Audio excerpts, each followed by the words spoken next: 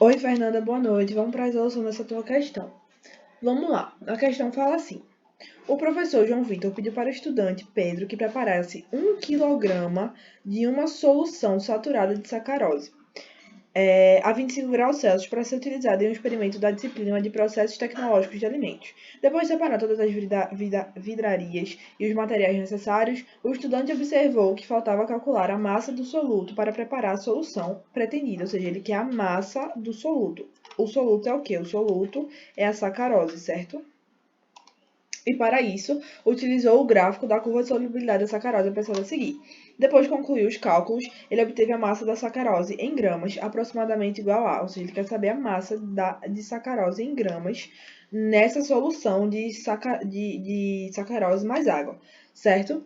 Então, vamos lá. Vamos primeiro analisar esse gráfico. O que esse gráfico está mostrando para a gente? É a curva de solubilidade da sacarose em água. Vê só, aqui você tem uma mistura, você tem uma solução de sacarose e de água, certo? E essa solução, ela está sendo aquecida, a temperatura está aumentando. Ó, no início do gráfico estava 0 e ela está indo até 75, certo? Então, essa temperatura ela está aumentando. Conforme essa temperatura vai aumentando, essa razão de sacarose e de água vai mudando, porque a água ela vai evaporando, certo? Mais rápido do que o açúcar. Então, o que acontece?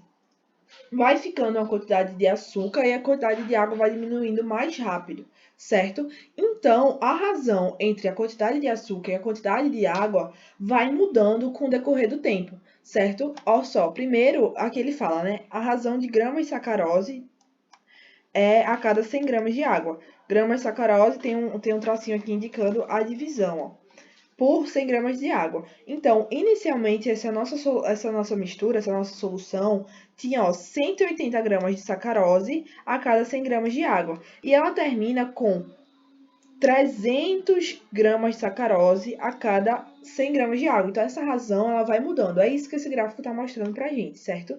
Então, a gente tem... E aí ele pede a massa de sacarose em gramas, a 25 graus Celsius, né? Que é o que a questão pediu aqui. Vamos lá.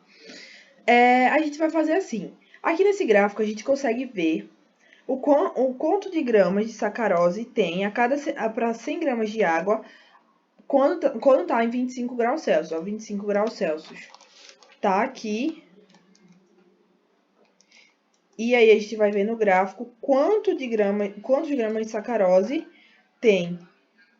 Olhando aqui, a gente pode ver que esse ponto é o 210, certo?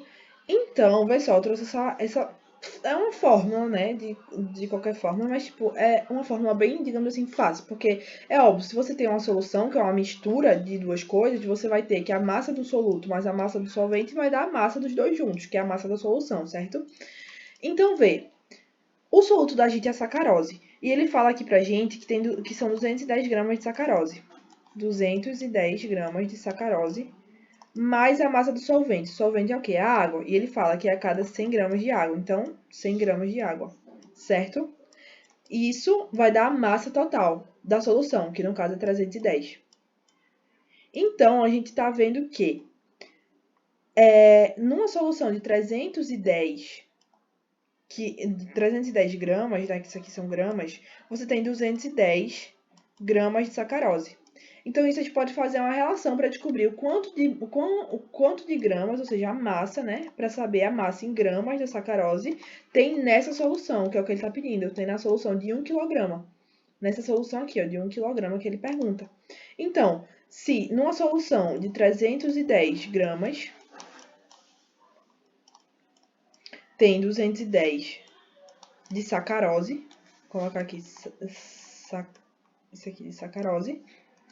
Então, quantos gramas de sacarose, vou chamar de X, vão ter uma solução de 1 quilograma? 1 quilograma, no caso, são 1000 gramas, certo?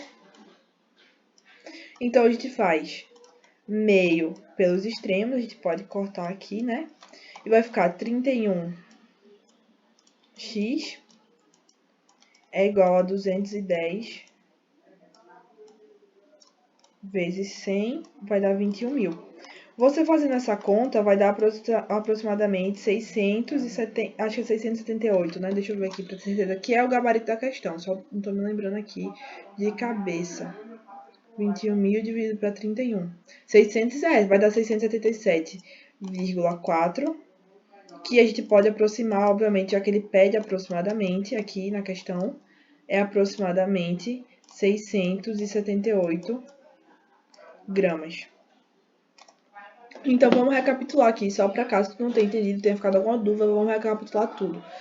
Vê só, ele pede pra gente a massa de sacarose que vai ter nessa solução de 1 kg. Solução de 1 kg, no caso, essa solução tem sacarose e água juntos. Então, é 1 kg de...